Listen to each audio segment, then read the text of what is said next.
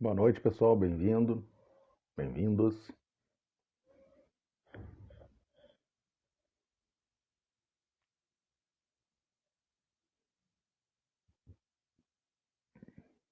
Boa noite, tudo bem? Hoje no Quartas de Guerra, que a gente costuma fazer no YouTube, vamos fazer aqui no Instagram. E o assunto não podia ser outro a não ser Afeganistão. Boa noite, pessoal.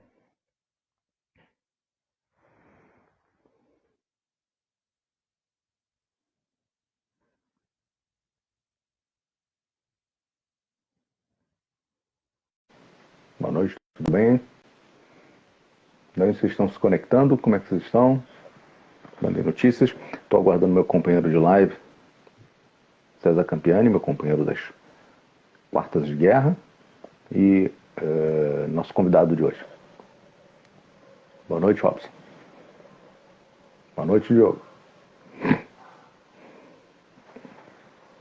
Daqui a pouco eles entram para a gente dar sequência à nossa live.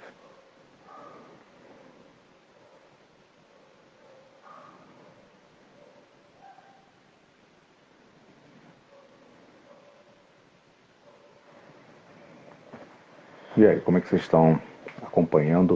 O que vocês estão achando aí dos desdobramentos do Afeganistão? Boa noite, Bruno. Tudo bem? Parece que essa noite está mais quente lá em Cabul. Mais quente é pior, né? Mais complicada. Obrigado pelo parabéns.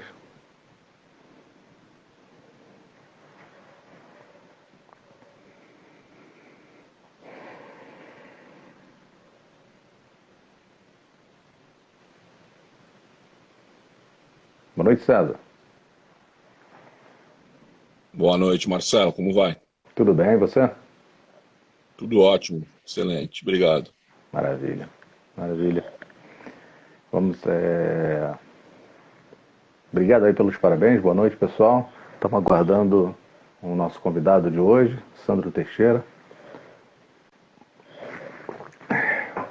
O Alessandro, como é que faz para entrar? Não, eu não, eu não expliquei não. Eu, na verdade, ele só tem. Ele Ele só está tem. no WhatsApp. Manda um. o- Eu estou aqui no celular. Talvez se você tiver no PC, por favor, manda Não, eu tô um no oi celular. para ele. Fala para ele. Eu tô no celular também, mas não tem. Ele só tem que entrar no. Pô, no Enigmas da Guerra. Como é que a gente vai fazer isso aqui? Aguenta aí.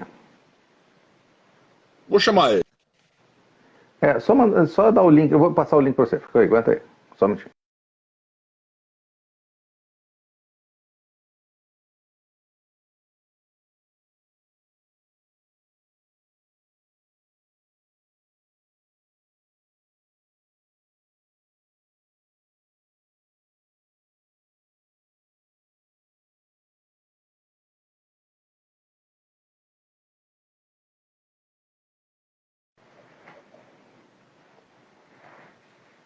Opa, estão me ouvindo, pessoal? Calma aí que daqui a pouco nós vamos estar a 100% aqui.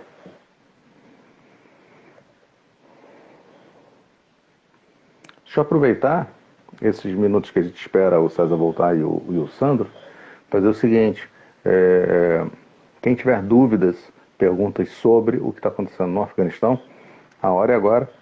Nós vamos conversar com um dos grandes especialistas nesse assunto no Brasil.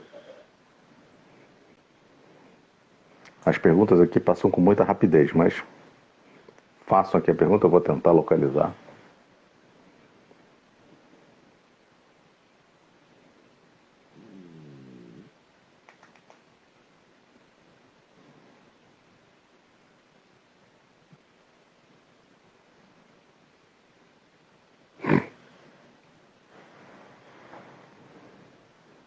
Tendo muita gente conhecida aqui online. Oi, Lúcia, tudo bem? Como é que você está?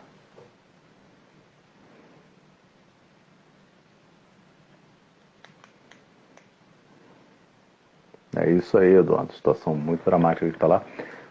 inclusive os cristãos estão sendo perseguidos. Eu estou recebendo alguns relatos e vídeos de missionários na região, situação muito dramática.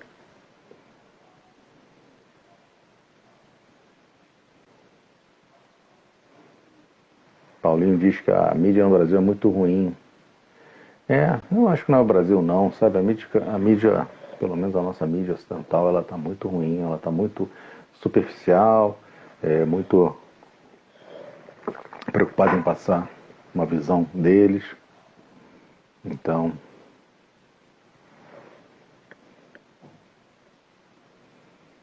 Otávio, acho que ninguém vai combater o Talibã nesse primeiro momento.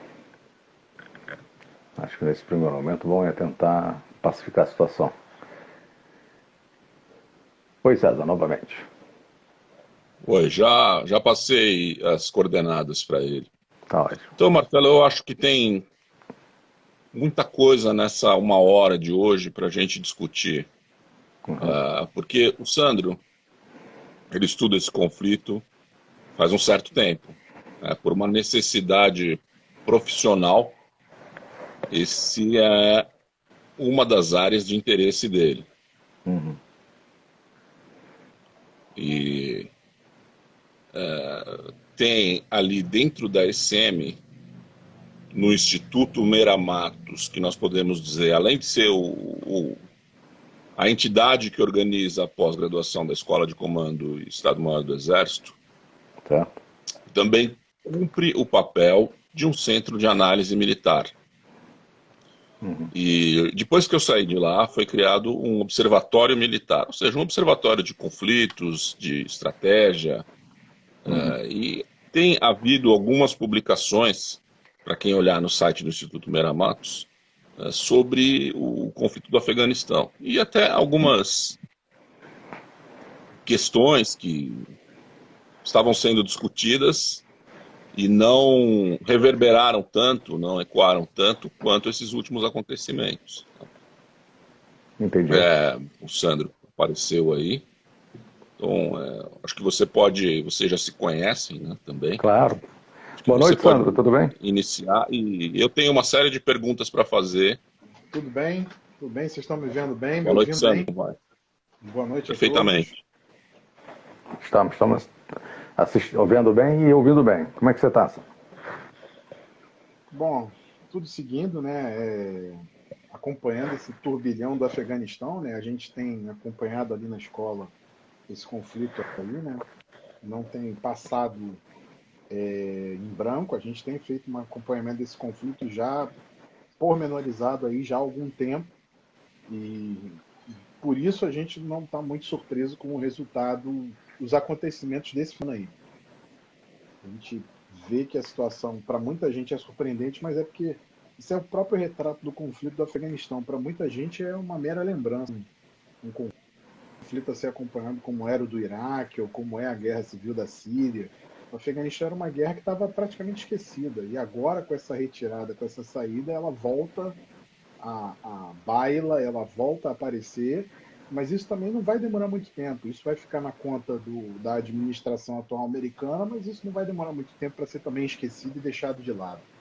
Também é algo a gente a pensar, a reflexão aí, algo para a gente pensar e refletir aí sobre o conflito do Afeganistão.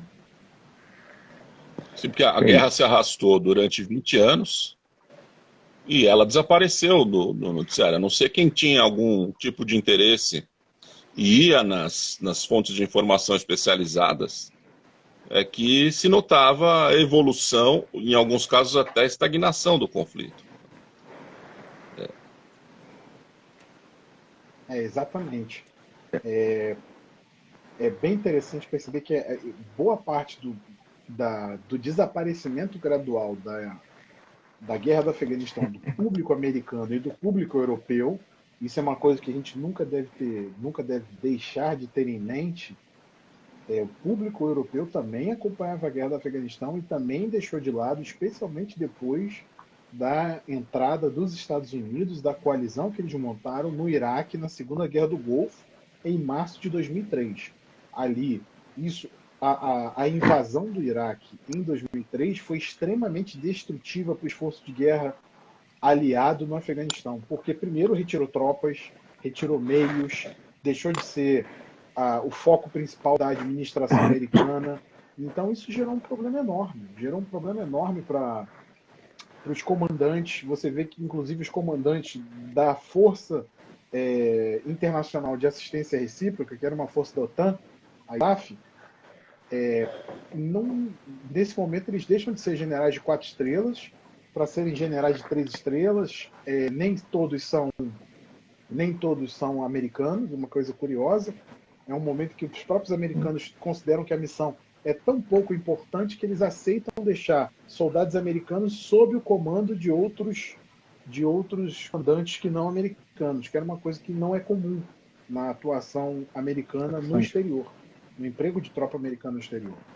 Então, é só para vocês terem uma ideia. Aí, quando em 2006 o Talibã começa a reaparecer, fruto de um governo extremamente corrupto em Cabul, extremamente ineficaz e incapaz, o Talibã, assim como outros senhores da guerra, começam a reaparecer e começam a dar as cartas no interior do país. E aí eu acho que ali perde-se a passada da guerra, ali perde-se a iniciativa por parte da OTAN, por parte dos Estados Unidos, e aí esses movimentos insurgentes, Rede Haqqani, os movimentos leais a um senhor da guerra de origem uzbeque, o Gulbuddin Hekmatyar, e algumas outras figuras que eram próximas ao governo e vão ensaiar hostilidade ao governo, como até o primeiro senhor da guerra que vai fazer aliança com os americanos, Ahmed Rashid Dostum, que é uzbeque, que fugiu, foi a última força afegã que resistiu ao Talibã agora.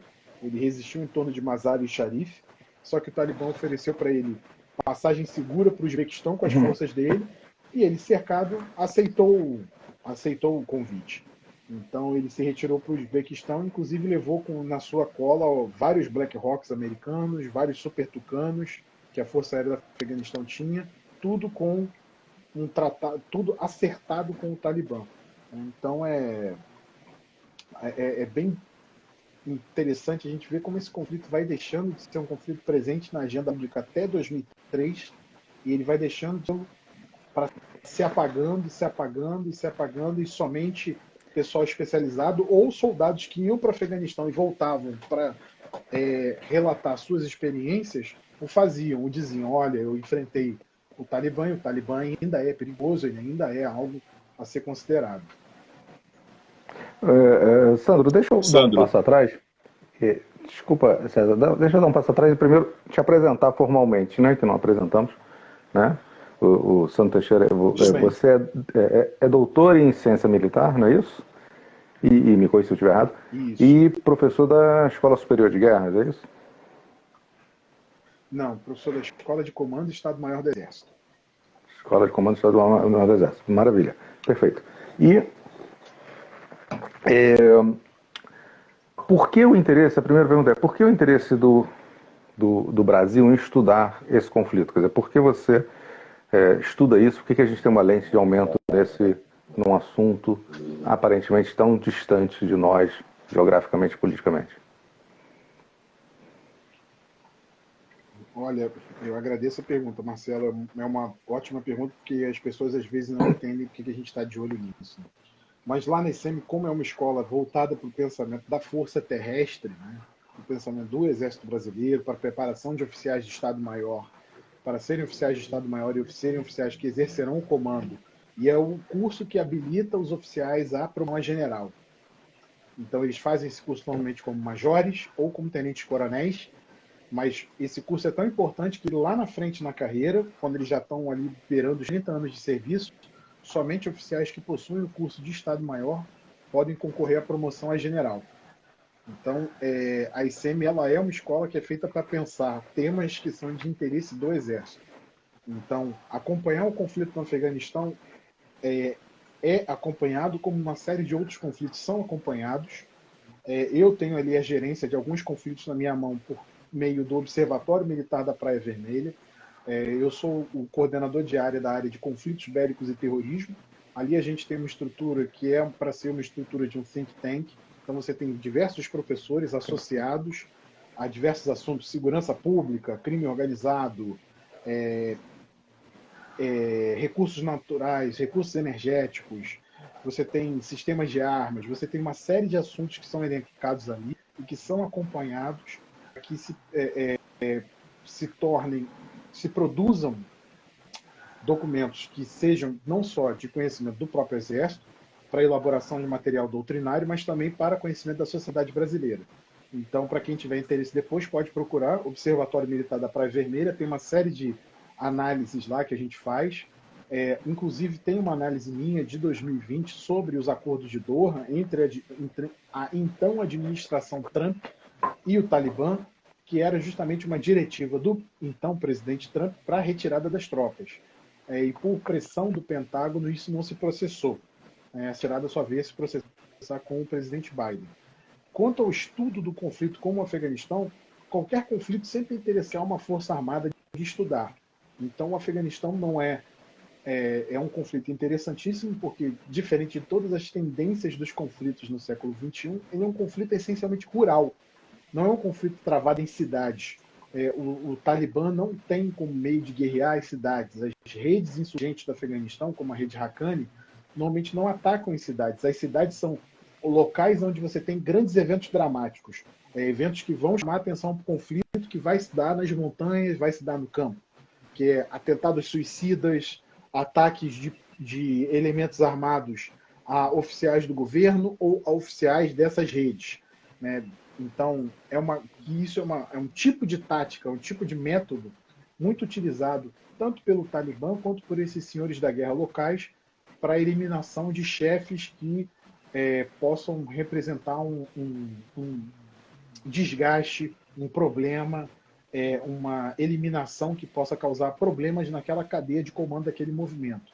Então, era muito comum no Talibã, nos anos 90, que ele utilizasse homens-bomba e talibãs armados com motos, guerreiros armados com motos, com armas disfarçadas em um primeiro momento, mas depois, ali no momento do ataque, eles revelam as armas e aí eliminavam um senhor da guerra local ou um oficial provincial, um governante de província, um general do exército afegão e por aí vai. Isso foi bem sucedido em diversos momentos. Essa tática voltou com tudo, principalmente depois do fim da missão de combate da OTAN e das tropas americanas em 2014. E isso foi muito utilizado para a eliminação de governantes de província e para generais do Exército Nacional Afegão, assim como alguns chefes da polícia local, que, quando eu falar polícia local, não entendam como uma polícia do Brasil, ou uma polícia como a gente tem na Europa ou nos Estados Unidos. Não é isso. Quando eu falo em polícia local no Afeganistão, eu, na verdade, estou falando em chefes guerreiros que se colocavam como elemento policial, eles se colocavam como força que ia garantir a segurança e a ordem naquela província.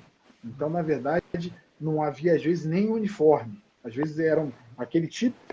Se eu colocar algumas fotos de polícia local afegã para vocês vão achar que é o Talibã. Mas não era o Talibã. São senhores da guerra. Hoje, alguns se bandearam para o lado do Talibã e por aí vai. Então, o estudo desse conflito, até pelo emprego de tropas das grandes potências da OTAN, né, que é a maior aliança militar do mundo, é sempre interessante para a gente colher ações e para a gente ver, né, quais são as tendências do uso de força quanto ao aspecto terrestre no século XXI. E isso é um tema de interesse do Exército, é acompanhado tanto na ICEM quanto pelo Estado-Maior do Exército através do Centro de Estudos Estratégicos do Exército em Brasília. Perfeito. Você tinha uma pergunta, César? Sim, eu tenho uma pergunta para o Sandro, que eu poderia pontuar as diferentes, de forma mais resumida, as diferentes fases do conflito nesses 20 anos? Por exemplo, desde o começo da Operação Condor, os primeiros lances ali no final de 2001, que começa com o bombardeio, as posições do Talibã. Depois nós temos aquela adoção, a partir de 2006, de um sistema de contra-insurgência que é bastante baseado no que foi aplicado no Iraque e naquela doutrina francesa elaborada durante a guerra. E desde então, para esses últimos anos. Se você pudesse explicar também um pouquinho o que é contra-insurgência. Acho que travou um pouco aí. Você conseguiu acompanhar, Sandra? Eu vi que travou um pouquinho.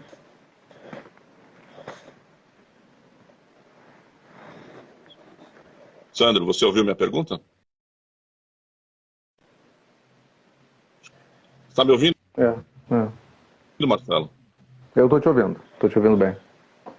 Acho que ele perdeu o contato.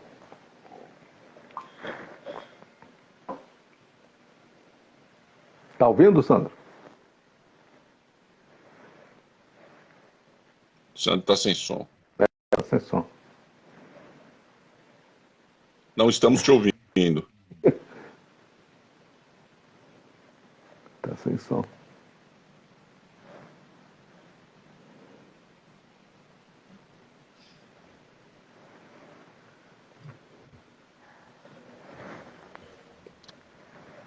Vamos ver se volta o som.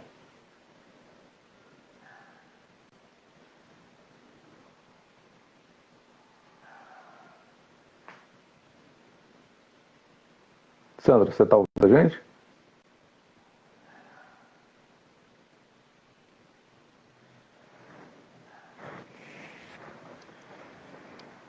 Tá sem som. O pessoal está comentando aqui, ó. Tá sem som. Eu acho que ele tem que reconectar. Deixa eu ver se eu posso fazer alguma coisa por aqui. Isso, ele tem que sair e voltar.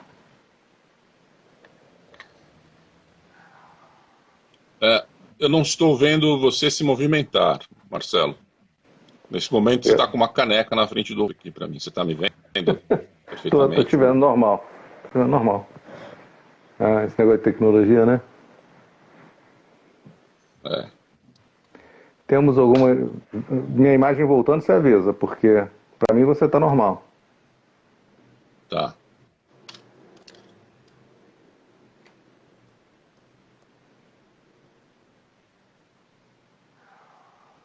O Sandro não voltou para mim. Eu já voltei, está normal para você? Não voltou para mim, Não? não. Cara, tem muito o que fazer desse lado aqui.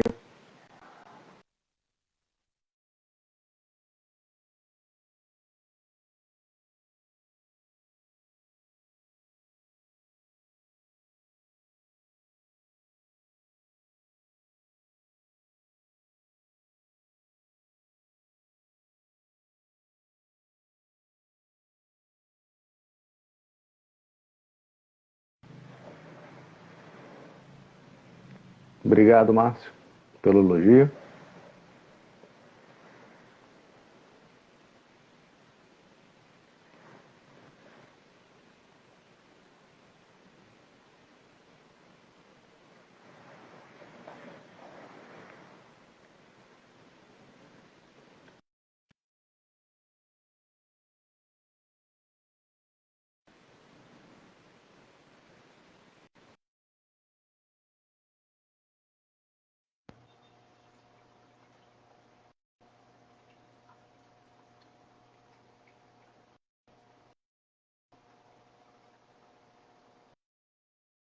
Eu também.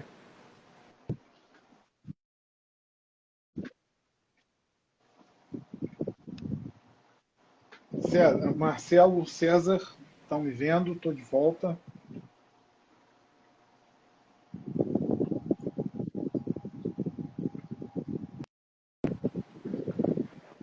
Você tá me ouvindo agora?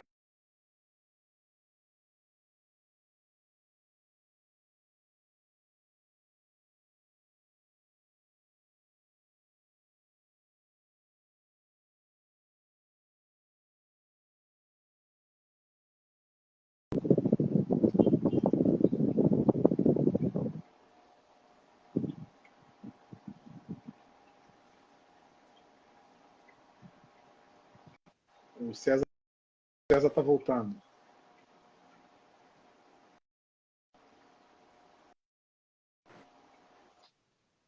Quem quiser entrar, pode entrar também.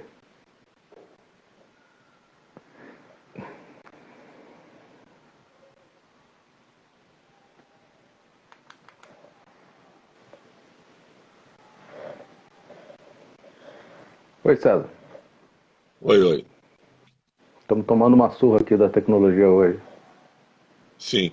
Consegue ver o Sandro ou não? Ele entrou e aí você não conseguia voltar e aí ele caiu. Deixa eu ver se eu consigo chamar ele.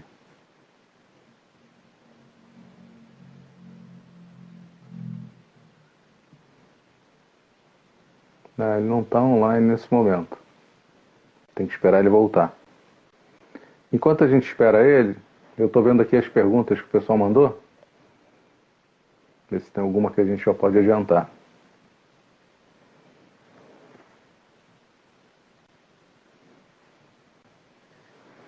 Talibã está ganhando tempo. Então, na minha opinião, ele está ganhando tempo. Daqui a pouco ele mostra as garras, mostra quem ele é. Eu acho que ele não mudou. Qual é o seu sentimento, sabe? Momento? É. Eu acho que absolutamente dá uma postura fundada numa crença religiosa de uma hora para outra. Quem conhece o Talibã sabe Uhum. como eles agem, pelo menos desde os anos 70, com a invasão soviética do Afeganistão. Esses mudam as convicções assim. O que eles podem fazer é oferecer Uhum. uma faceta de relações públicas mais palatável, porque eles não são Uhum. burros, né? Eles sabem usar a estratégia. Mudar Parece que é isso que eles convicções estão fazendo, né? de forma alguma. Isso seria considerado herético por eles. Agora eu vejo o Sandro. Sandro, diz um oi aí pra gente, por favor. Bem, estão me vendo? Estão me ouvindo? Estou vendo e ouvindo. Estamos. Bom, Eu vou retomar a pergunta. Posso, Marcelo? eu posso até Uhum. falar um pouquinho dessa pergunta aí que foi feita, e depois eu estava fazendo, Tá bom. e aí Tá a bom, por favor. gente teve o ataque do Talibã virtual, aí derrubou a. Sobre o Talibã, hoje, eu acho que houve uma mudança no Talibã não quanto ao seu core, quanto ao seu núcleo, mas quanto à execução dos métodos. Então, acho que o Talibã, um modelo para não ser derrubado por uma ação da comunidade internacional, porque agora, o que acontece? Os chineses querem conversar com o Talibã, a Rússia quer conversar com o Talibã. Eles não querem conversar com o Talibã porque o Talibã é bonito, porque o Talibã está sentado em cima do maior debate do mundo. E isso é necessário para o avanço das big tech chinesas. Isso é necessário para também o interesse que é o de não ter problemas de Yang, porque 3 movimentos listos uigures fizeram treinamento com a Al-Qaeda quando a Al-Qaeda tinha o seu playground terrorista no Afeganistão. Então a China tem interesse em falar com o Talibã: olha, se você ficar com a Arábia Saudita, a gente vai conversar. Fora que há o próprio fato do escritório de relações do país em Doha, no Catar, já nos mostra alguma coisa. Os países do Golfo não fariam um lance desse se eles não estivessem com um apelado. O Talibã não nasceu à toa, ele não nasceu com dinheiro saudita à toa. Houve sempre uma influência dessas monarquias sunitas e o Talibã é um movimento sunita. Então, há que se pensar isso. Numa estratégia saudita de hegemonia no mundo islâmico e no Oriente Médio, um Talibã no poder no Afeganistão é um movimento sunita que pode muito no Irã xiita. Então, eu acho que o Talibã ele vai uma posição nesse momento talvez muito próxima do que é a Arábia Saudita hoje. Algumas concessões para não causar problemas com a comunidade internacional. Vamos deixar a mulher dirigir. Vamos deixar algumas mulheres acesso à educação. Algumas eles terão acesso à educação, não todas. Então, não espero o Talibã democrático, inclusive, como muita gente tem falado, que é até uma loucura. Agora, é um movimento radical no seu core, no seu núcleo, e assim vai permanecer, até porque é um movimento que abarca muita gente numa sociedade que é grosseiramente analfabeta. Mais de 80% da população afegã é analfabeta. Então, esperar progressismo. Então, isso aí é para um grupo educado que muitas vezes foi educado no Ocidente, que 80 mil afegãos estão esperando para ser retirados, porque eles já têm vistos de retirada concedidos pelo Departamento de Estado retirados. Sem contar os afegãos que colaboraram com outros países da OTAN. Então, a Alemanha está tentando tirar 4 mil do Afeganistão. Então, por aí segue. Os números são impressionantes. A gente casa de 100, 120 mil afegãos que têm que ser evacuados. Os C-17 que estão sendo utilizados para evacuação, eles, só para a gente ter uma ideia da tragédia humana que está se mostrando agora, eles são aviões preparados para lançamento de uma companhia de paraquedistas, 130, 150 homens. Eles estão levando 600, 640, 700, 800 numa viagem. A média é tentar retirar pelo menos 5 a 9 mil pessoas por dia no aeroporto de Cabul. A tentativa da operação de evacuação é essa. Então, o Talibã... E outra coisa, eu também acredito que o Talibã ele aprendeu com os erros de 2001. Ou seja, ser muito radical estimula os senhores da guerra rompam os acordos que eles têm com o Talibã, principalmente os senhores da Guerra do Norte, porque o Talibã é um movimento essencialmente pasto, ou seja, das etnias do sul do Afeganistão e do norte do Paquistão. E, além disso, você tem um problema posto. Se o Talibã apertar muito, ele estimula a ressurreição de diversos grupos, que o filho do Ahmed Shah Massoud, que é um herói da guerra contra os soviéticos nos anos 80, o príncipe Massoud, como os afegãos o chamam, né, porque ele era descendente da antiga nobreza afegã, conhecido também como o Leão de Panjshir, e que fez um vale que nunca foi tomado nem pelos soviéticos, nem pelo Talibã, levantou a bandeira da Aliança do Norte e decretou que vai resistir ao Talibã. O vice-presidente do governo afegão que caiu se juntou a ele. As informações ainda são muito flórias. O que eu sei é através de algumas consultorias de segurança que ainda tem gestão e que estão dizendo força relativa capaz de resistir ao Talibã. A geografia ajuda a defender o Vale de Panjshir, e só tem 2 entradas, que são 2 saídas, então não é difícil, ainda mais se você não tiver poder aéreo, que é o caso do Talibã. O Talibã não tem poder aéreo, capacidades aéreas. Então, eu acredito que o Talibã, nesse momento, ele está num dilema. Se ele apertar muito a sociedade afegã, ele gera descontente. Mas ele também não pode abrir muito, porque é renegar o seu próprio core. E a gente também tem que lembrar que a gente imagina no Ocidente o Talibã como um grupo único. E o Talibã é uma confederação de líderes da guerra pastos que segue um grande mulá. Se esse mulá mostrar-se incapaz, ele rapidamente é deposto e outro mulá assume. Então, deposição violenta de liderança nunca foi um problema no Afeganistão. Na verdade, eu acho que até que é uma especialidade da casa. Ótimo, perfeito. César, quer voltar à sua pergunta? Vou voltar assim, Sandro. Se você pode pontuar para nós os diversos momentos da guerra, desde o começo, desde a primeira presença americana a partir de 2001, falar um pouquinho das diferentes ideias de como se enfrentar ao Talibã que se desenvolveram até os acordos de 2020. Por que mudou, como mudou, quais foram as abordagens empregadas, quais foram as mudanças de percepção que levaram ao entendimento que, em primeiro lugar, o esforço convencional não daria certo, qual foi o papel da contra-insurgência, como é que se tentou combater o Talibã nesses anos, e nesse aspecto, se você poderia falar por que surgiu a percepção de corrupção dos chefes tribais, dos senhores da guerra, que se aproximavam mais da ISAF. Bem, a guerra ao Afeganistão, na verdade, são várias guerras, né?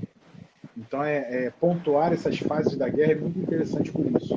A gente tem, no primeiro momento, uma primeira fase, 2001, 2002, 2003, que é a 7 de outubro de 2001, com as primeiras ações militares dos Estados Unidos, apoiadas pela OTAN, que veio logo em seguida. Essas ações, nesse primeiro momento da campanha, até 2002, são ações de forças de operações especiais apoiadas por emprego massivo de poder aéreo americano, orientação aérea avançada, com o uso de bombardeiros B-52, que faziam bombardeios, literalmente atapetando o terreno com bombas, literalmente soterrando contingentes de Talibã e de elementos da Al-Qaeda do terreno, soterrando em cavernas, soterrando em casamatas disfarçadas no terreno, utilizando poderio aéreo massivo nesse primeiro momento. Essa primeira fase vai de outubro.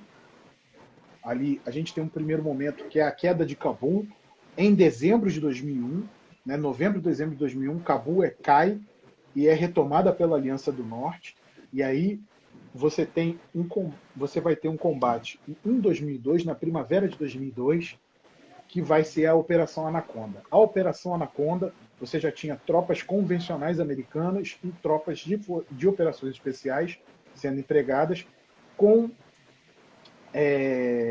elementos de uma já chamada Força Nacional Afegã, que serviram mais para atrapalhar do que para ajudar. E a Operação Anaconda foi o momento vivo da guerra. Aquele era o momento de eliminar o Talibã, aquele era o momento de eliminar a Al-Qaeda, e os americanos não conseguiram. Os americanos são incompetentes? Nesse momento eles foram. Porque, primeiro, as principais saídas da região onde ocorreu a Operação Anaconda para o Paquistão não foram todas fechadas ao mesmo tempo pelas tropas americanas. Outras saídas tinham responsabilidade de guarda por parte dessas tropas afegãs, que não guardaram essas saídas. Foram por essas saídas que saíram elementos como Bin Laden, que saiu Mullah Omar, que se retiraram para o Paquistão. Alguns elementos depois retornaram ao Afeganistão, como foi o caso do Mullah Omar, mas a Operação Anaconda, o grave problema é que havia uma arrogância em alguns elementos do Comando Central dos Estados Unidos, que era o comando que estava responsável pelo Afeganistão, é o comando combatente dos Estados Unidos para a região do Oriente Médio e a Ásia Central, e o general que comandava o Comando Central, o Tommy Franks, extremamente arrogante, extremamente não desentender o nexo entre política, estratégia e operações, simplesmente disse que não era do interesse de Washington que eles conduzissem a operação. Ele tinha que conduzir a operação e ele conduziria da melhor forma que ele sabia, e ele tratou de isolar o secretário de Defesa do controle da operação. Dessa forma, você teve um emprego futuro de forças de operações especiais, SEALs como elementos da Força Delta, quanto elementos da Força Ranger, dos destacamentos Ranger do Exército Americano, e isso gerou um problema enorme. Isso gerou, inclusive, a batalha, que é a Batalha de Takugar, que é uma batalha muito estudada pelos SEALs, porque houve áreas de inteligência, porque o general americano acreditava que eles iam, como eles estavam botando o Talibã para correr utilizando forças da Aliança do Norte, que era uma confederação de senhores da guerra afegãos, eles acreditavam que quando chegassem os soldados americanos, por sua vez, eles iam literalmente botar os da Al-Qaeda para correr. Alguns eles iam matar e o resto eles iam fugir, e eles iam simplesmente dissolver movimentos. Lê do engano. Faltou aí um entendimento cultural do que era o Talibã, e uma tentativa de interferência da Al-Qaeda. A Al-Qaeda não era um movimento novo. A Al-Qaeda tinha elementos que estavam na vanguarda do jihadismo global desde a década de 70. Durante a Operação Anaconda, um dos líderes da Al-Qaeda, o Al-Zawahiri, simplesmente uma das figuras que tinha tomado parte no atentado que matou o presidente do Egito, Anwar al-Sadat, em 1981. Então, não era uma figura nova no jihadismo global, não era uma figura nova no movimento terrorista global. Não eram figuras novas. Bin Laden não era uma figura nova. Mas essa arrogância permitiu que o emprego prematuro de tropas, a posição não tinha sido totalmente cercada, e aí Bin Laden conseguiu fugir, o Mullah Omar conseguiu, boa parte da cúpula do Talibã conseguiu fugir, e você teve um grande número de feridos por parte de forças de operações especiais americanas, embora eles tivessem conseguido matar entre 1.000 a 2.000 talibãs. É um número impressionante, considerando que o Talibã se coloca como movimento de libertação nacional da etnia Pasto, isso é um número que passa a ser irrelevante. Daí, em março de 2003, e isso vai gerar uma redução enorme no número de tropas que estavam sendo preparadas para ser enviadas ao Afeganistão. Então, chegou um momento em que a presença militar americana e da OTAN no Afeganistão, por volta de 2003 a 2006, oscilava entre 20 a 30 mil homens. E aí o Afeganistão começou a se tornar também, e isso é um outro problema que a guerra do Afeganistão tem, e que é pouco estudado. Existem alguns livros que tratam disso, mas eles são livros que tocam pela questão do sensacionalismo. Né? Tem o Blackwater, do Jeremy Scahill.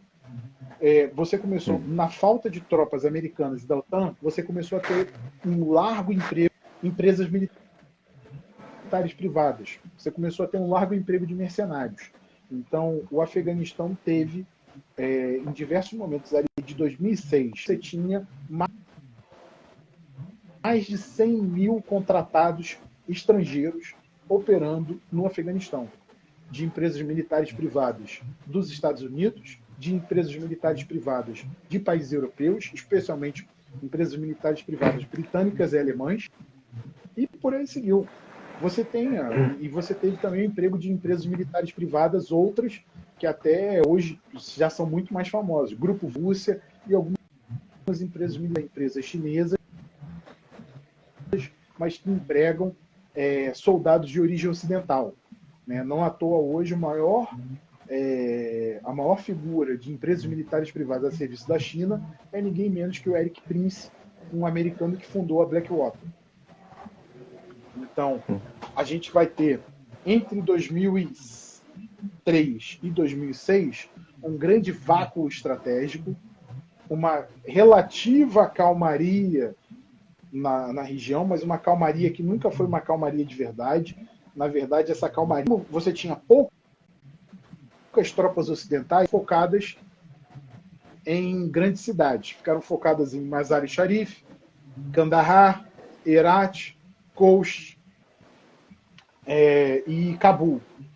Especialmente Cabul. Cabul, quando você tinha um efetivo ali oscilando entre 30 e 20 mil, você tinha sempre uma concentração muito grande de tropas em volta de Cabul. 10 tropas americanas ou da OTAN sempre em Cabul, sempre em volta de Cabul. Né? E também sediadas ali próximas a Cabul, ali na base aérea de Bagram, né? Que é emblemática, e um pouco mais dela mais à frente. A base aérea de Bagram é emblemática também para entender por que da dissolução frente a esse avanço do Talibã em 6 semanas aí em 2021. De 2006 em diante, ressurgir.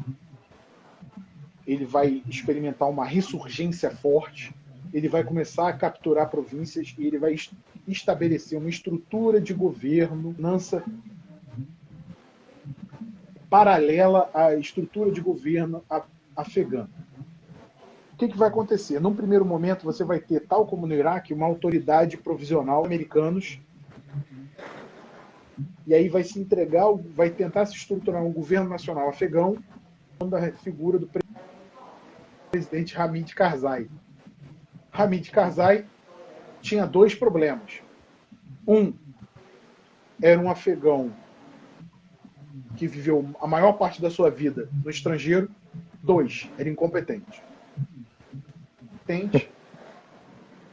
o critério de apontamento de governadores locais nesse momento, que ainda não havia eleições para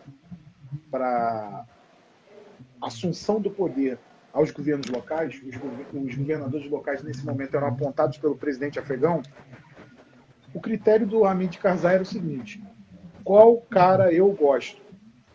Eu gosto de X, eu gosto de Y. Então ele apontava esses governadores. Esses governadores apontados por Cabul normalmente não eram figuras populares nas províncias que eles eram designados a governar. Aí a gente começa a entender como a estrutura paralela de poder do Talibã vai começando a ganhar a população, vai começando a ganhar o apoio da população média e vai começando a tornar o governo cada vez mais ilegítimo aos olhos da população afegã. Essa estrutura de governança paralela tem recursos, tem dinheiro, tem capacidade, ele vai patrocinando projetos que eram atacados pelo governo afegão apoiado pela OTAN. Então, por exemplo, a atividade agrícola mais rentável no Afeganistão é o cultivo de papoula. O governo afegão atacou isso, porque papoula deriva em heroína, em outras drogas. O governo afegão ofereceu nenhuma contrapartida aos agricultores afegãos. Não ofereceu nenhuma outra forma de produzir, de obter sustento.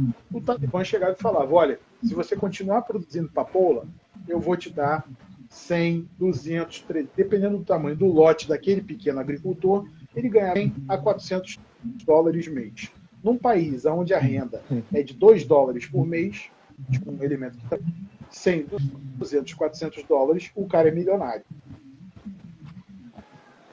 O Talibã, com isso, vai criando bases nesse sentido para recrutamento de pessoal. Vai pagando bem. Quando eu falo em pagar bem, eu falo em pagar bem na média do Afeganistão. Não estou falando em pagar bem na média brasileira, claro, e por aí vai. Estou falando isso. O combatente recrutado pelo Talibã ganhava em torno de $75 por mês. Num país onde o cara ganha $2 por mês, se ele morresse, o Talibã paga uma pensão à família e pagava um prêmio de $10 mil. Esse prêmio nunca deixou de ser pago. O Talibã sempre honrou esse compromisso. E quais são aproveitando essa informação, Sandra, quais são as fontes de financiamento do Talibã? A gente sabe do ópio. Que mais? Tráfico de seres humanos, tráfico de armas e de drogas. Relíquias históricas,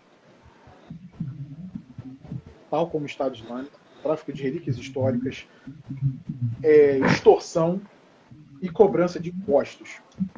Essas são algumas das fontes de renda do Talibã. O Talibã, onde ele tinha uma estrutura de governança já bem acabada, com um governador provincial ligado a entes locais, ele cobra impostos. E esses impostos ele cobra da lei islâmica da Sharia. Então ele cobra impostos, e os impostos têm preços diferentes de acordo com a natureza religiosa daquele imposto. E os impostos são cobrados em ponto final. Pagou, vive. Não pagou, morre. Não tem papo. Não existe inadimplente no mundo do Talibã. O cara paga com a vida. Ponto final. Se valendo dessas receitas, o Talibã vai crescendo, fora os apoios externos. Uma informação, os países do Golfo negam, mas havia doações ligadas a países do Golfo para o Talibã. Porque o Talibã, ele é, na verdade, o filho dos grandes movimentos mujahedins que lutaram contra os soviéticos. Esses movimentos foram estruturados, treinados, equipados. Muitas vezes a gente fala, foram treinados pelos americanos. Foram, mas os americanos gastaram $20 bilhões para apoiar os mujahedins na guerra contra os soviéticos dos anos 80. Os sauditas e os países do Golfo gastaram $25 bilhões. O Paquistão investiu 2 bilhões de dólares. E o Paquistão não é um país rico, mas os países do Golfo tinham interesse em não só resistir à invasão soviética, mas também ser uma capacidade enviada deles na Ásia Central.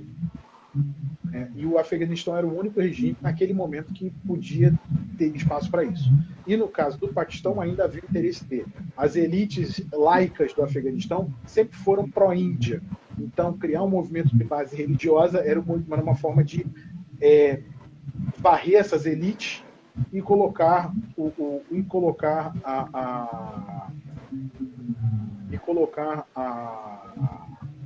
grupo a favor do Paquistão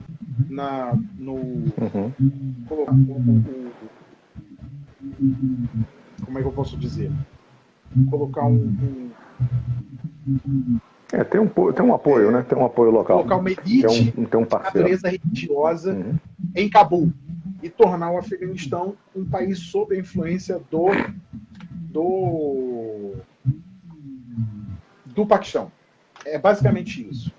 Basicamente. E o apoio paquistanês ao Talibã nunca mudou. Tá? Nunca mudou.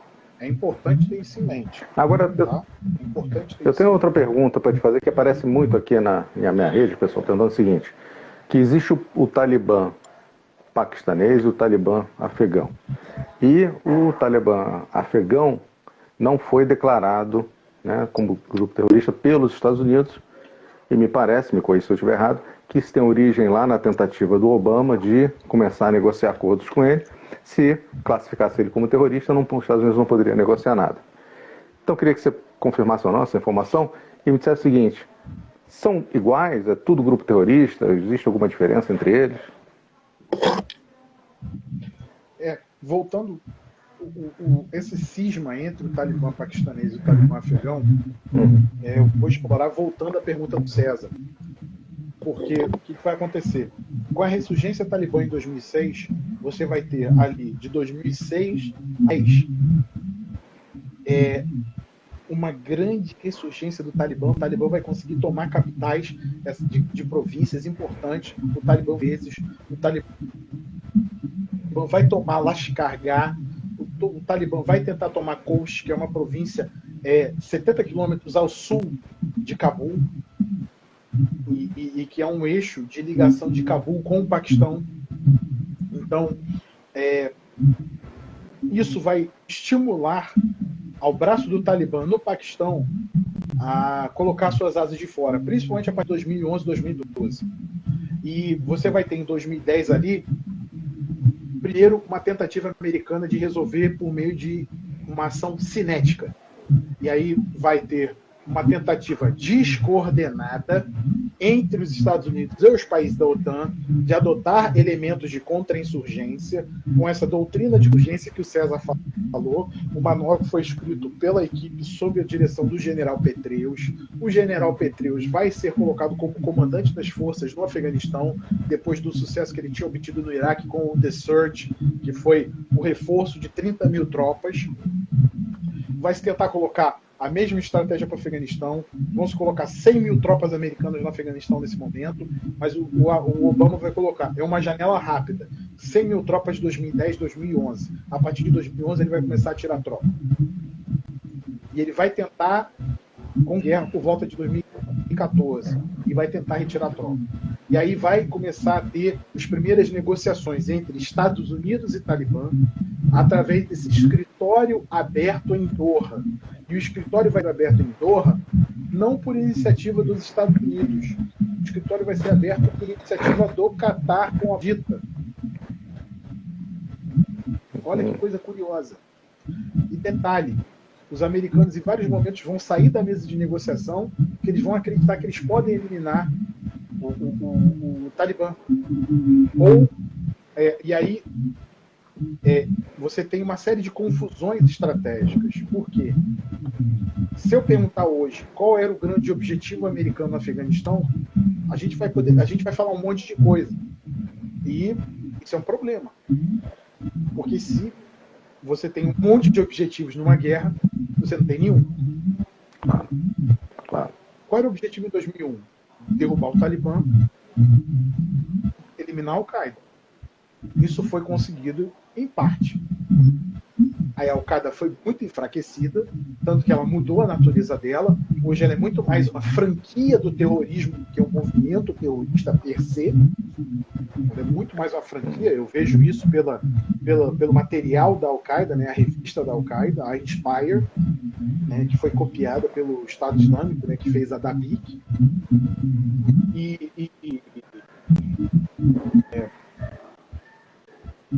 Você tem ali,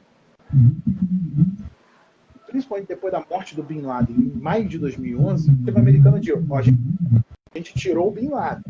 Eu acho que é o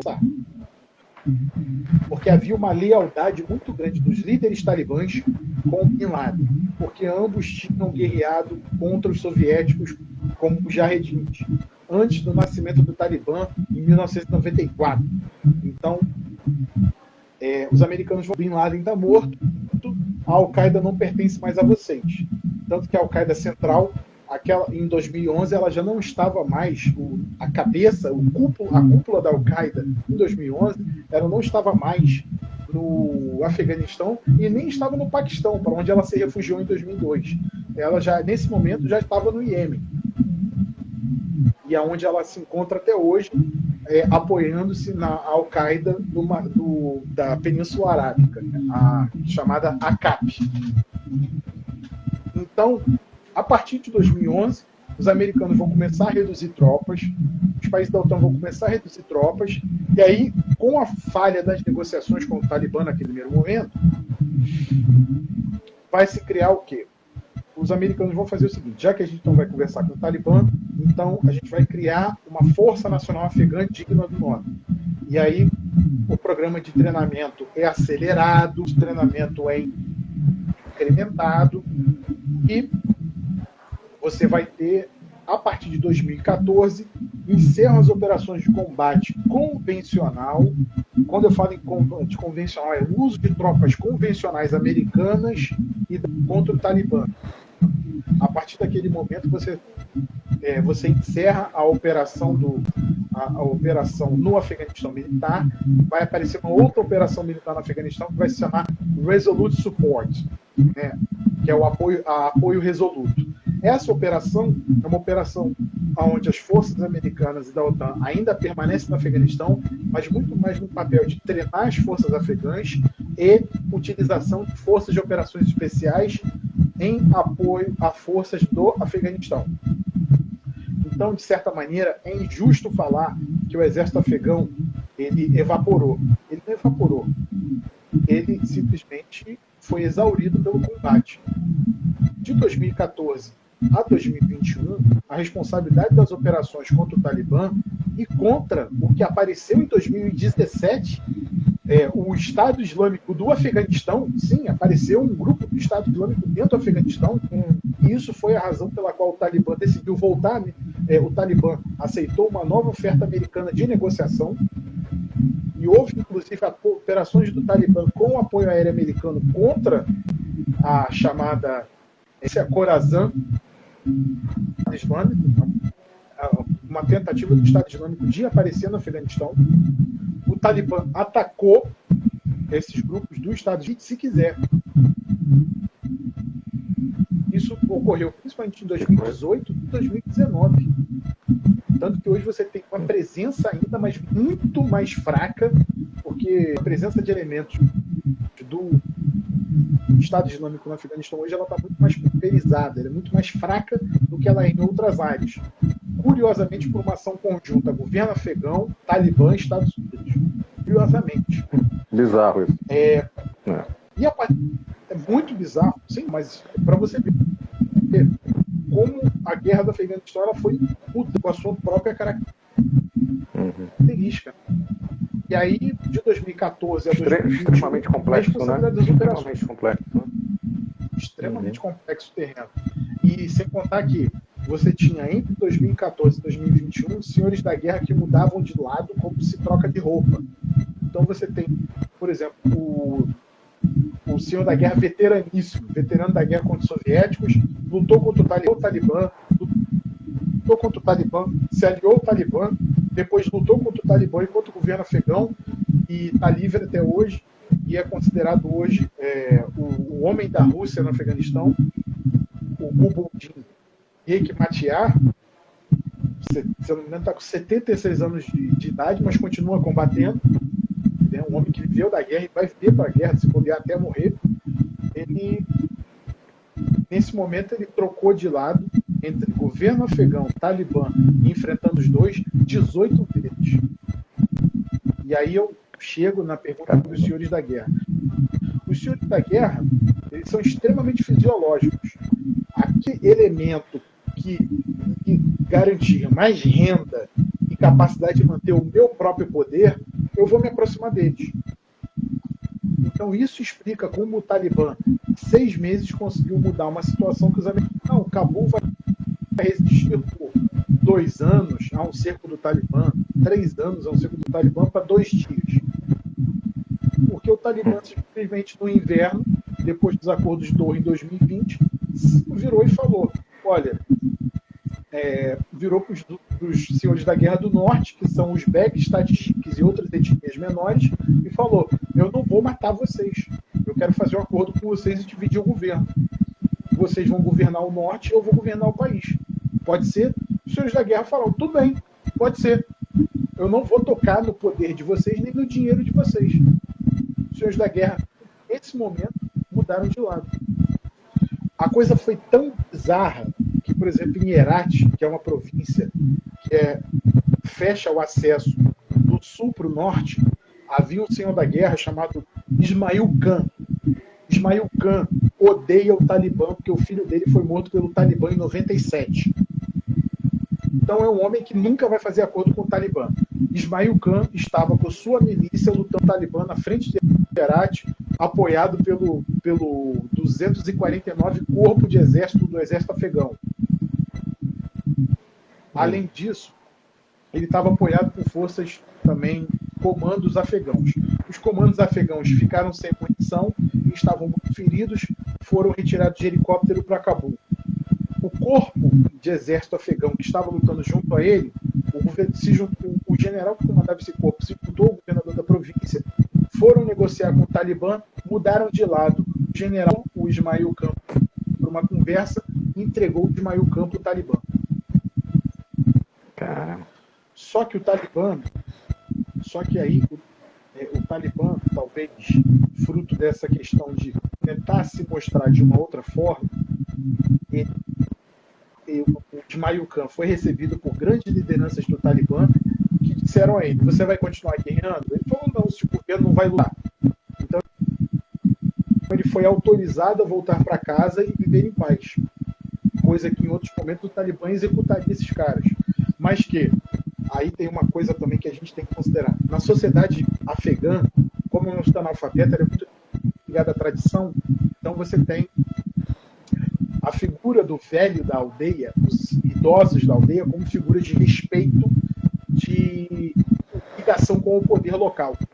Então, houve também uma questão de demonstração de respeito à tradição no momento em que não se decidiu matar esse senhor da guerra. Afinal, um cara de 72 anos. Então, uma figura que tem muito respeito naquela região e naquela província. Então, decidiu-se que não eliminar aquele cara traria mais benefícios do que prejuízos. Então, isso demonstra, de certa maneira, um pouco de mudança no Talibã, um certo amadurecimento. Então, de 2014 para 2021, você tem isso, as operações feitas pelos afegãos, o exército afegão simplesmente foi consumido, tragado pela guerra. Afinal, ele tem baixas estimadas de 61 mil a 78 mil homens mortos, sem contar o número de feridos, que pode ser até 10 mortos. Então a gente estaria falando de um efetivo de 610 mil a 780 mil feridos sem capacidade de voltar a lutar, amputados, deformados, e que certamente vão ser um problema também de como serão tratados nessa sociedade afegã dominada pelo Talibã. Tem uma pergunta aí para você, Sandro. Você acha que deve haver algum tipo de intervenção? O que você acha do mundo diplomático e militar nesse primeiro movimento? Intervenção militar, não acho. Afinal, a gente está saindo de uma. Toda essa crise e o fato de a gente estar aqui na live é fruto de uma intervenção que terminou falhada. Não conseguiu atingir seus objetivos porque ela mudou os objetivos com o seguir da guerra. Né? No primeiro momento era derrubar o Talibã, no segundo momento era construir o Estado, no terceiro momento já virou engenharia social, vamos criar uma sociedade afegã espelhada na sociedade ocidental. Isso é impossível. Uma sociedade analfabeta, sem capacidade nenhuma, isso não existe. Não tinha como ser uma sociedade ocidental, mas tinha gente acreditando nisso, né? E muita gente ligada a lideranças políticas ocidentais. É uma coisa absurda, do tipo, você vê artigos acadêmicos de gente muito boa na Europa, nos Estados Unidos, falando: não, a sociedade afegã está se ocidentalizando. Como é que a pessoa pode considerar isso real, gente? Isso não existe. Como é que você vai pegar os valores daquele povo e torcer? Sabe? Não existe. Não é porque 2 ou 3 afegãos gostaram de assistir MTV que você vai ter a população afegã gostando de assistir MTV. Não vai acontecer. Não vai. É simples assim. Então, intervenção nesse momento, você só vai ter uma intervenção de base diplomática, muitas sanções econômicas. Muito provavelmente vai ter isso. Muita sanção ali em cima do Talibã. Perfeito. Recebi uma outra pergunta que eu já vi outras vezes aqui durante a semana. Se a China teria apoiado o Talibã, quer dizer, para esse movimento que eles fizeram agora. Você tem alguma informação sobre isso? Não, a China não apoiou o Talibã. A China quer conversar com o Talibã, porque a China tem interesse no Talibã que não se expanda além do Afeganistão. O Talibã não tem projeto expansionista, mas o modelo do Talibã, de um movimento de base religiosa para uma libertação nacional, é muito perigoso para os chineses, porque os uigures, que é uma etnia de Xinjiang, que é a província chinesa vizinha ao Afeganistão, vizinha mesmo, faz fronteira, os chineses não querem os uigures tendo ideias de libertação nacional de Xinjiang com base no modelo Talibã. Então, a China deseja conversar com o Talibã, primeiro para dar uma moderada no Talibã quanto a um discurso radical para o exterior, segundo, quanto à obtenção de recursos minerais que o Afeganistão tem para a China ter acesso a esses recursos minerais. Um terceiro motivo, que também é interessante, é um Afeganistão estabilizado, mesmo que seja sob o domínio do Talibã, e aí a lógica chinesa não é a lógica ocidental, a China não está preocupada com democracia e respeito a direitos humanos, né, direitos de minorias, a China não está minimamente preocupada com isso. Um Afeganistão estabilizado estabiliza a Ásia Central. Estabilizando a Ásia Central, os projetos geopolíticos chineses de expansão, cinturão em rota, né, que é chamado de One Belt, One Road, são beneficiados.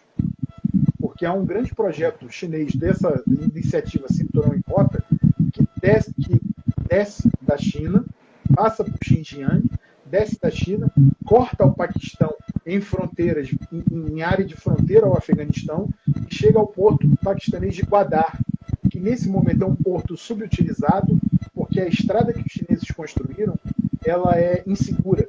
Comboios chineses que descem da China muitas vezes são atacados por movimentos islamistas, especialmente o Talibã paquistanês. Então, estabilizar o Talibã no Afeganistão para a China é muito interessante, porque isso pode gerar um diálogo do Talibã com todos esses grupos menores do Paquistão e dizer para eles: ó, pessoal, vamos ficar quieto aí, que a China está aqui baforando em cima de mim e eu não quero a China em cima de mim. Então, e a China, em caso de uma intervenção no Afeganistão, a China teria preocupações muito menores com a população afegã e quanto a respeito a direitos do que as forças americanas da OTAN tiveram. A China não teria um discurso para a libertação das mulheres afegãs. Então, é só a gente pensar por esse lado também. Então, a China não apoia o Talibã, mas ela tem interesse no diálogo com o Talibã, e ela falou que o Talibã é uma força relevante, o que muita gente disse, a China, não sei o quê, mas é uma fala óbvia, ela só está falando o óbvio, o Talibã é relevante, tão relevante que dominou o Afeganistão, ponto. Não há o que se negar nessa frase. Então, é interessante para a gente estabelecer esse diálogo e dar uma estabilizada no Talibã e dizer, como é que vocês vão construir um governo? Como é que vocês vão fazer isso aí? Vocês vão ter que construir um governo. Como é que vocês vão fazer um Estado afegão? Agora, o Talibã está diante de um grande dilema, que é aquele dilema do mal. A guerrilha tomou o poder. Agora vem o desafio de manter o poder.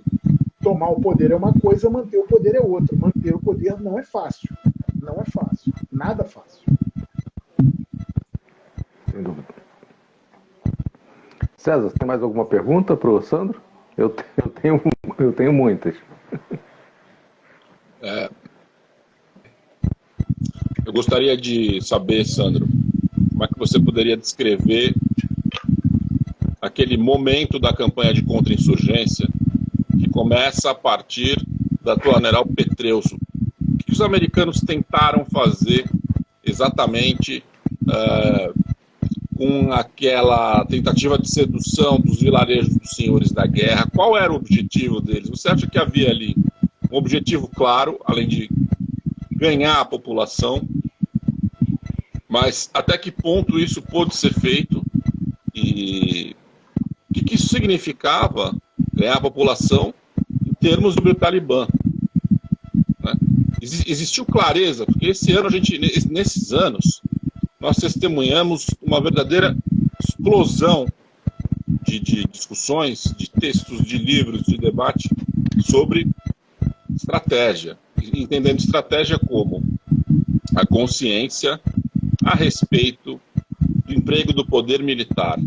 Você acha que esse grande debate de estratégia que surgiu nesse momento, nesses anos entre 2005 a 2015, foi um reflexo da incapacidade, da barafunda em que os Estados Unidos se envolveram, e se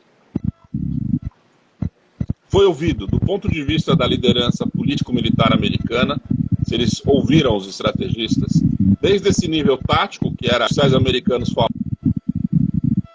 falarem, na ICM, acho que você poderia falar disso também, você viu muitos veteranos, conversou, teve contato com muitos veteranos do Afeganistão, que atuaram lá de uma maneira... Não só americanos, de maneira bastante diversa, até espanhol, né? Os espanhóis são... Então, em termos resumidos, para sintetizar a pergunta, houve coerência na estratégia? Não houve coerência na estratégia. Houve a divisão de elementos militares em PRTs, Provincial Reconstruction Teams, só que o problema é que faltou perna do governo americano, faltou perna dos governos das potências da OTAN. Ou seja, você colocava um coronel comandando um desses equipes de reconstrução provincial, só que essas equipes elas deveriam ter elementos no caso americano, né, no departamento dos Estados Unidos. Seria como o nosso Ministério da Agricultura. Elementos do FBI, elementos da DEA, elementos da ATF, para criar uma polícia afegã com característica científica, com característica de uma carreira policial, né, uma institucionalização. E muitos PRTs não tiveram nada disso. Vários oficiais americanos me falavam que muitas vezes chegava o oficial do Departamento de Agricultura dos Estados Unidos, tinham que fazer uma missão terrível, né? Eles tinham que colocar um número grande de soldados nas vilas ali para poder permitir a chegada desse oficial, né, desse burocrata, que chegava, falava com os líderes afegãos e falava, vocês têm que plantar. Mas a gente planta papoula, não, vocês vão ter que plantar outra coisa. E aí trazia-se dos Estados Unidos gêneros alimentícios que não davam certo no Afeganistão. Não, vocês podiam produzir trigo, vocês podiam produzir, e não dava certo. O solo afegão não era rico para esse tipo de produção. Então, isso foi gerando um problema enorme. Os europeus, por sua vez, fizeram isso de maneira desconexa. Em alguns casos, por exemplo, no exemplo francês, não houve uma tentativa de contra-insurgência nesse sentido. Os franceses eram muito mais... eles tentavam criar laços com as lideranças locais, mas opções, tentativa de criação de empregos, de construção de uma economia local, não havia. E sem contar que, em alguns casos, quando as equipes de reconstrução provincial, especialmente americanos, começavam a colecionar alguns sucessos, né, criavam sistemas de irrigação, criavam sistemas de esgotamento, de saneamento básico, o Talibã ia à noite destruir esses sistemas, sabotava esses sistemas. E sabotava ali diversionista, né, sigilosa, e aí o sistema não funcionava, a população afegã dizia, vocês botaram esse sistema aqui, virava-se para a tropa americana, vocês botaram esse sistema aqui, esse sistema não funciona agora, a culpa é de vocês, vocês agora vão ter que botar isso aí. Então você tem um problema enorme aí posto. Essa estratégia de contra-insurgência, mesmo na questão americana, mesmo no comando das forças americanas, ela foi muito díspare. Você tinha equipes de reconstrução provincial que funcionavam muito bem e equipes que funcionaram muito mal porque tinham um péssimo relacionamento com as lideranças locais, ou porque, e fora isso, um outro elemento que mostra como essa estratégia não tinha coerência, muitos líderes locais que eram cooptados por essas equipes de reconstrução provincial eram percebidos pela inteligência das forças de operações especiais que estavam operando de maneira independente no Afeganistão nesse momento, como líderes ligados ao Talibã. E muitos velhos que recebiam um capitão ou major americano de dia em sua casa para falar da construção de um esgoto, de uma escola, de um centro de um posto de saúde ou de uma obra desse sentido, eram mortos à noite por forças de operações especiais americanas porque eram tidos como talibãs. E o pior, muitas dessas mortes eram baseadas em dados falsos de inteligência, baseados em rumores, porque elementos ligados ao governo Karzai diziam, aquele cara está atrapalhando o meu projeto de poder, eu vou dizer para os americanos que ele é talibã, porque o americano mata ele. E acontecia isso a maior parte do tempo. E, infelizmente, isso foi gerando uma alienação, porque os afegãos começaram a dizer, o capitão visita de dia, meu pai vai morrer à noite. Então, os velhos começaram as lideranças locais, especialmente as mais velhas, começaram a se recusar a receber as tropas americanas e da OTAN para conversar sobre reconstrução, porque eles tinham medo que à noite viesse uma força de operações especiais e os... Que era esse o papel das unidades de Rangers. Eles eram de eliminação ali de possíveis lideranças. Né? As forças especiais, a rigor, elas trabalhavam nos PRTs e os Rangers eram a ponta de lança ali da eliminação. E você tinha ali vários destacamentos operacionais avançados dos SEALs que fizeram isso e também levaram essa atuação para o Iraque. Né? Na verdade, esse modo de atuar de eliminação de lideranças veio do Iraque, ele não era do Afeganistão.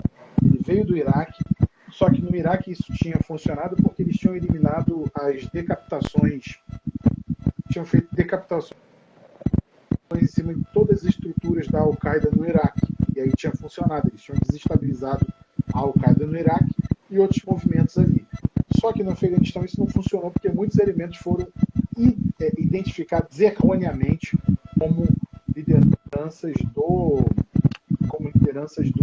Talibã. E não eram.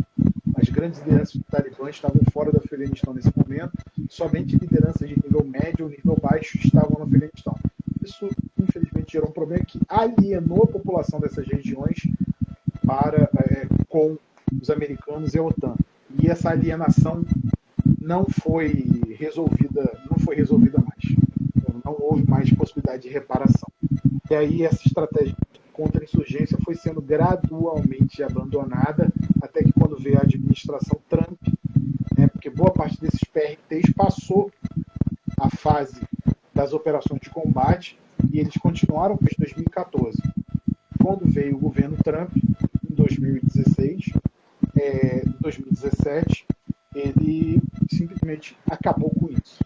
Era a ideia de destruir as forças do Talibã, mas depois de um momento o Trump decidiu que ele ia negociar com as forças do Talibã, e aí você teve o aparecimento do Estado Islâmico. Isso gerou ali um momento em que você teve entendimento entre o governo afegão, o Talibã e os Estados Unidos. Aí foram para Doha negociaram em 2018, não deu certo, 2019 criou-se condições.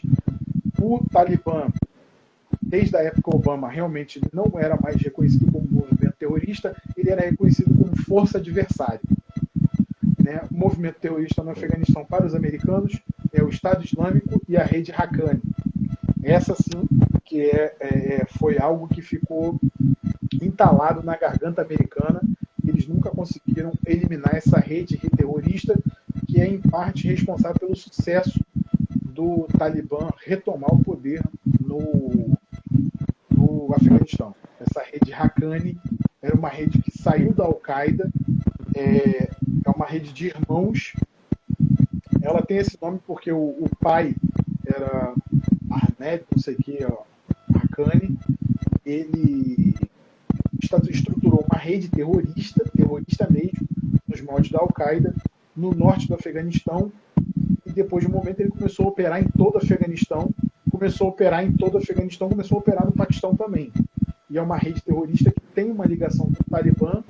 Eles chegaram a brigar algumas vezes, mas depois se entenderam e combatem juntos. E o Haqqani foi a principal elemento de ponte do Talibã com as lideranças do norte do Afeganistão para fazerem os acordos e aí o Talibã poder avançar sobre Cabul e obter o poder. Então, aproveitando esse assunto, o Afeganistão agora se torna, então, como os americanos dizem, breeding ground, né? Solo fértil para o surgimento de movimentos terroristas que vão atacar o Ocidente, em particular os Estados Unidos e outros países europeus, ou não? É uma grande interrogação nesse momento, porque o Talibã assumiu em Doha, no acordo assinado com os americanos, com o governo Trump, e que foi mantido pelo governo Biden, que ele não tornará o Afeganistão ponta de lança ou palco de treinamento para grupos terroristas de lançarem ataques contra os Estados Unidos ou contra a Europa. O Talibã assumiu esse compromisso. Se ele vai manter, a gente está cedo para dizer. Porém, China e Rússia, na discussão no Conselho de Segurança da ONU, feita na segunda-feira, essa segunda-feira agora, na reunião de emergência do Conselho de Segurança, disseram que esperam que o Talibã cumpra essa condição assumida com os Estados Unidos.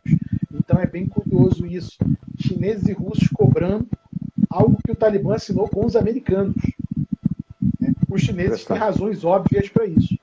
Mas os russos, é que eu fiquei bem surpreso, assim, do embaixador russo da ONU falar que o Talibã deve respeitar essa condição assinada. Mas, obviamente, a gente sabe que os russos têm um passado de atuação na Ásia Central e têm tropas na fronteira do Afeganistão com os países ali, Uzbequistão e Tadiquistão, Turcomenistão. Todas essas fronteiras com o Afeganistão são guarnecidas por tropas russas, além das tropas desses países. Tanto que um sistema de defesa antiaéreo russo abateu um super tucano afegão que estava fugindo do Afeganistão em direção ao Uzbequistão. Um super tucano afegão foi abatido por um sistema de defesa antiaérea russo. Né?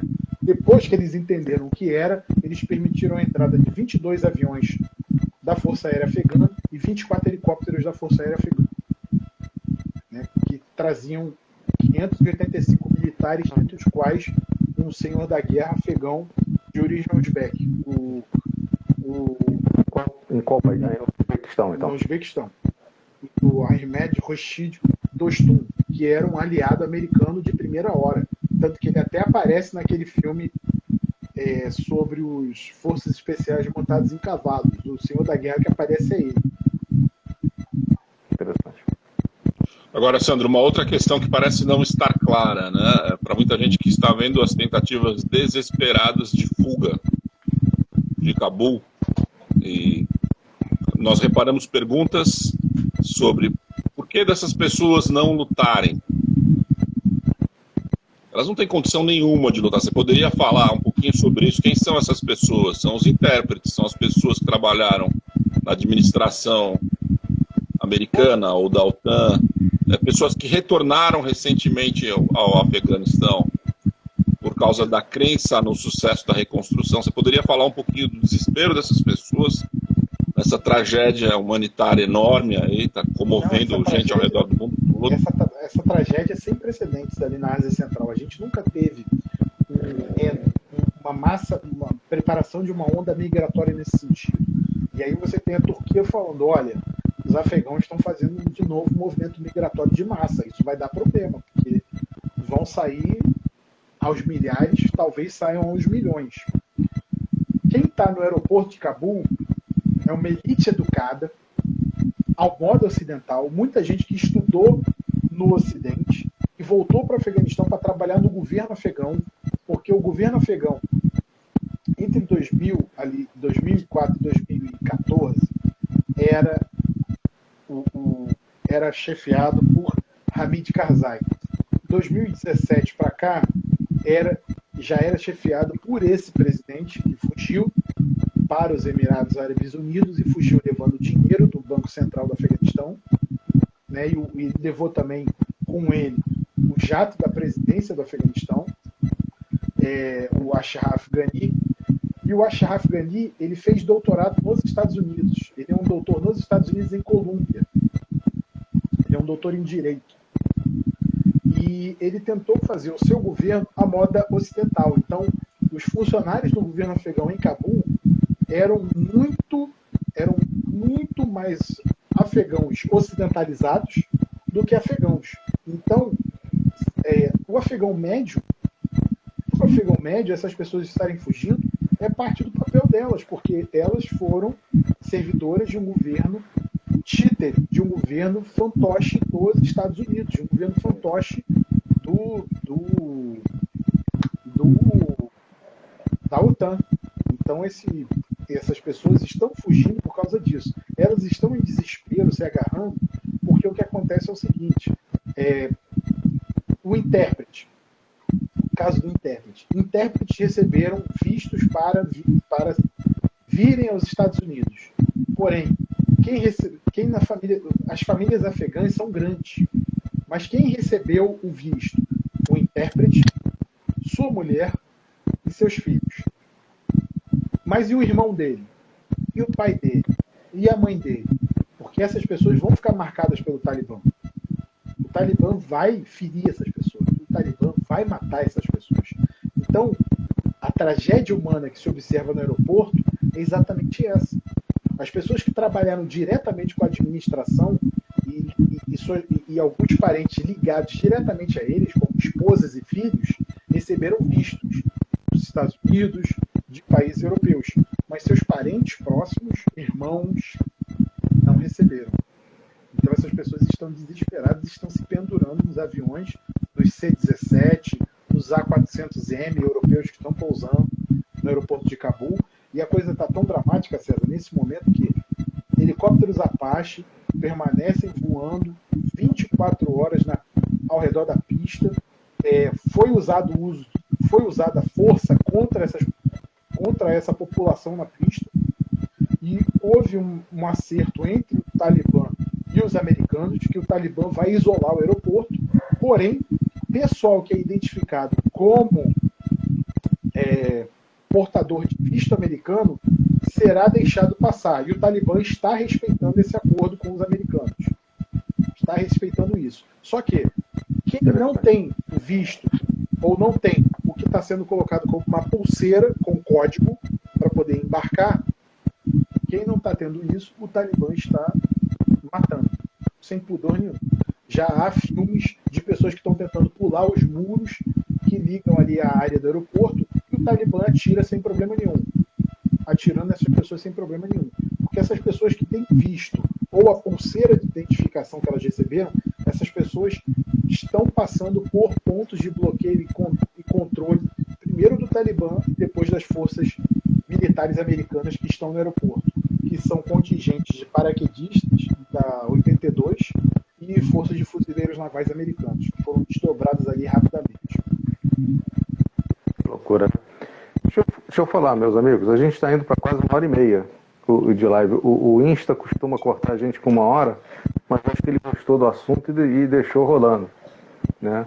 Nem entendi muito bem isso.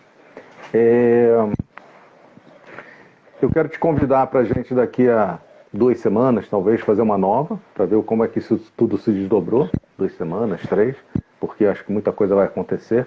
Isso tem que se acomodar de alguma maneira, né? Espero que se acomode de uma maneira mais aceitável e menos dramática.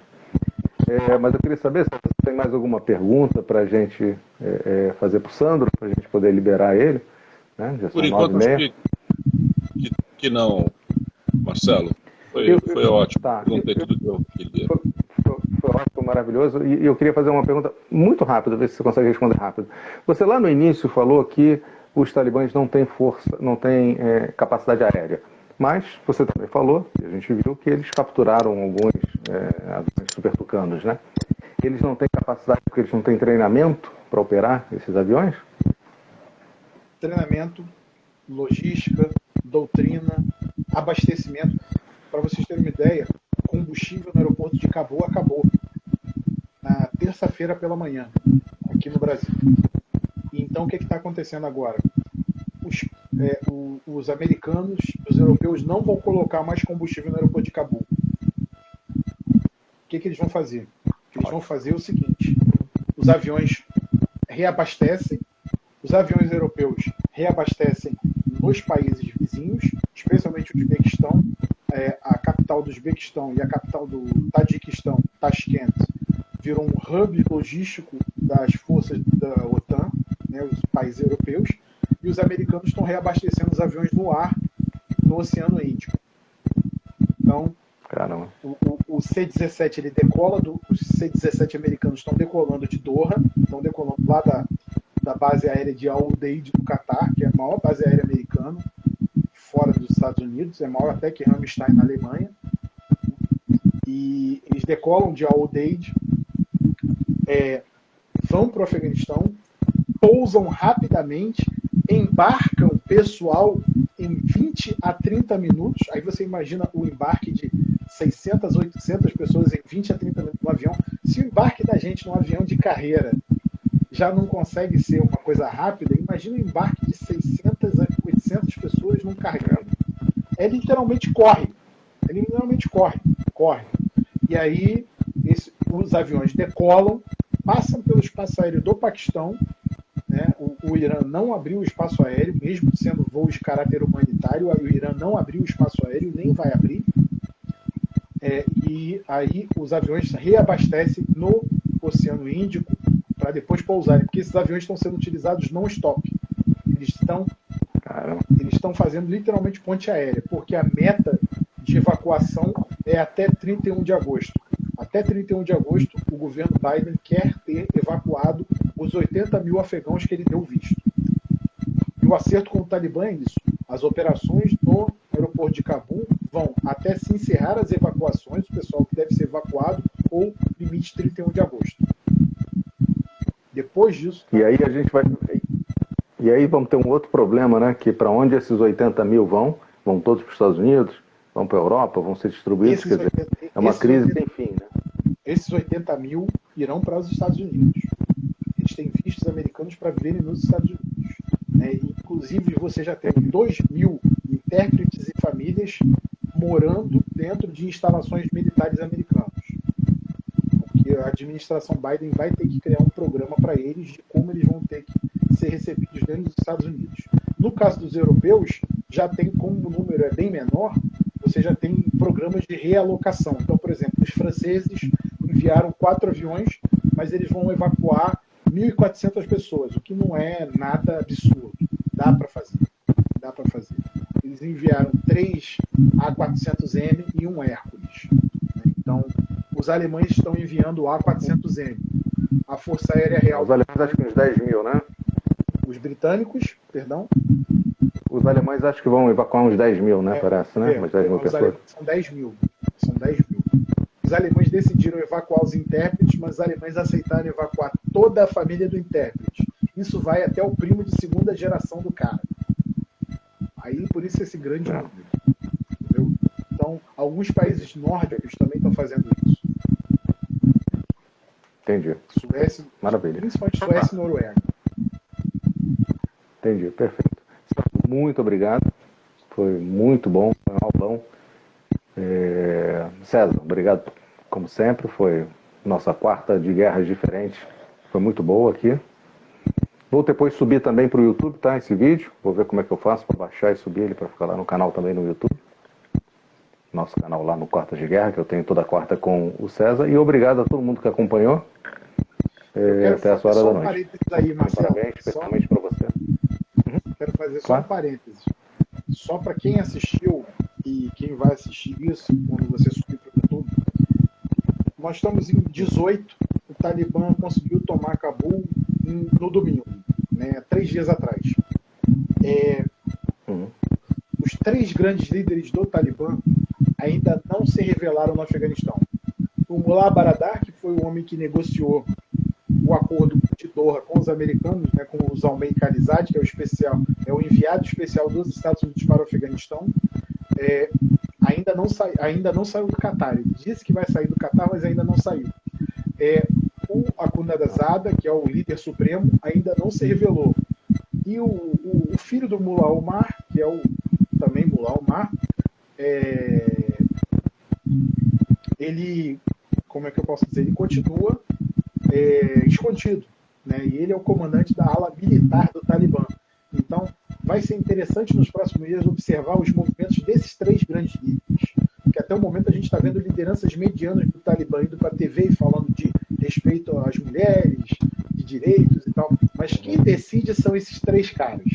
E vamos ver o que esses 3 caras vão falar, como é que eles vão se apresentar e se pronunciar em Cabul. É isso que a gente tem que estar ligado e interessado em ver. Interessante. Então vamos ficar de olho, acompanhar. Você consegue repetir o nome deles para a gente gravar? Tem o Mullah Baradar, que foi o grande negociador de Doha. Tem o Akhundzada, que é o líder supremo do Talibã. E tem o filho do Mullah Omar, que também também se chama Mullah, que é também Mullah Omar, que é o comandante do braço militar, do braço combatente do Talibã. Esses 3 é que são os caras que decidem. Então, vamos ver o que vai acontecer nas próximas semanas, como é que eles vão se apresentar. Dali a gente vai ver o que vai acontecer. Perfeito. Vamos ficar de olho, né? Então tá. Obrigado. Vamos encerrar, César? Obrigado. Vamos sim. Boa noite, Marcelo. Muito obrigado, Sandro. Boa noite a vocês. Eu é que agradeço o convite. Um grande abraço a vocês. Um grande abraço a